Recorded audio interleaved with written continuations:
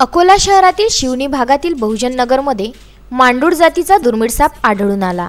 या संदर्भात सर्पमित्र संदीप पाटील यांना माहिती दिल्यानंतर त्यांनी या मांडूळ जातीच्या दुर्मिळ सापाला पकडले। सध्या हा दुर्मिळ जातीचा साप अकोला वन विभागाकडे सुपूर्द केला असून त्याला जंगलात सोडण्यात येणार आहे।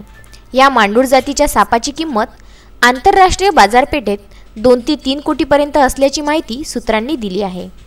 धन शोधण्यासाठी कथितपणे मांडूळ सापाचा वापर केला जातो। याशिवाय वैद्यक शास्त्रातही या सापाला मोठी किंमत आणि महत्त्व आहे। अशा गैरसमजुतींमुळे या बिनविषारी सापाची बेसुमार तस्करी मोठ्या प्रमाणात सुरू आहे।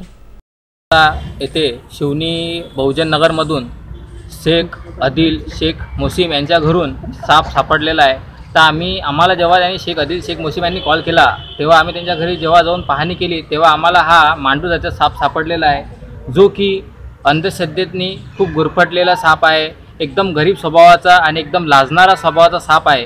ज्या सापाची मोठ्या प्रमाणात तस्करी केल्या जाते, पण आम्हाला जेव्हा वैज्ञानिक रूपातून असं आढळलं जाते की या सापाचा कुठल्याही प्रकारे तस्करी केल्याचा कुठल्याही प्रकारे फायदा नाही आहे किंवा कुठल्याही प्रकारे लाखाचं धन वगैरे काही सापडलं नाही। हे फक्त लोकांमधली एक अंधश्रद्धा आहे, जे की लोकांनी खूप मोठा अहम केलेला आहे या गोष्टीचा। आणि याचं वैज्ञानिक नाव जे आहे ते नाव याचं आहे रसई, म्हणजे वैज्ञानिक नावामध्ये एक सायंटिफिक नेम आहे याचा रसई म्हणून, जे की आपले सर्पमित्र आज सध्याच्या काळात खूप जास्त उपयोग करतात। आणि याचं नाव इंग्लिशमध्ये सेंट बुआ असं नाव आहे, जे की हा साप फक्त जमिनीवर चालतो।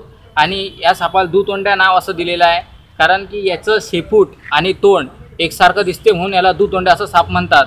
आणि या सापाचं नाव तसं पाहिलं तर मांडूळ जातीचा हा साप आहे, जो की बिनविषारी साप आहे। Vidarbha news bureau, Akola.